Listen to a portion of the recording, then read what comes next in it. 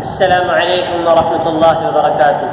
ناظرین و سامعین، الحمدللہ اللہ کی خاص توفیق اور اس کے فضل و کرم سے آج پھر ہم حاضر ہوئے ہیں ایک ٹاپک کے ساتھ۔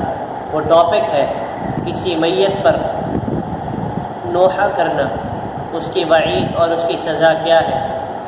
حدیث نبی صلی اللہ علیہ وسلم ہے، صحیح بخاری کی حدیث ہے، حدیث نمبر 1297۔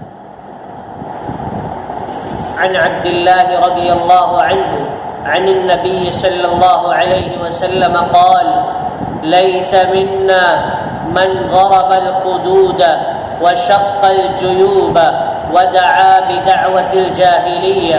عبد الله بن مسعود رضی اللہ عنہ وہ کہتے ہیں کہ نبی صلی اللہ علیہ وسلم نے فرمایا: لیس منا، وہ شخص ہم میں سے نہیں ہے، من ضرب الخدود، جو اپنے رخساروں کو پیٹتا ہے کسی میت پر، وشق الجیوب، جو اپنے گریبان کو چاک کرتا ہے، ودعا بدعوت الجاہلیہ، اور جاہلیت کی پکارتا ہے، جاہلیت کی آہ و پکار کو پکارتا ہے، اس کا ہم سے کوئی بھی تعلق نہیں۔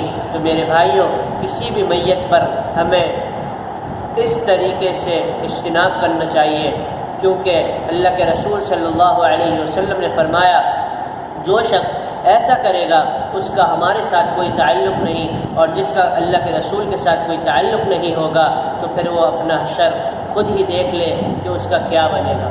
تو اللہ تعالیٰ سے دعا ہے کہ اللہ تعالیٰ ہمیں اس عمل سے اجتناب کرنے کی توفیق عطا فرمائے، اور آپ صلی اللہ علیہ وسلم کے مبارک طریقوں کو اپنانے کی توفیق عطا فرمائے، اور کل قیامت کے دن ہمیں آپ صلی اللہ علیہ وسلم کی رفاقت نصیب فرمائے، اور اللہ تعالیٰ اپنے دیدار کا مستحق بنائے۔ السلام علیکم ورحمۃ اللہ وبرکاتہ۔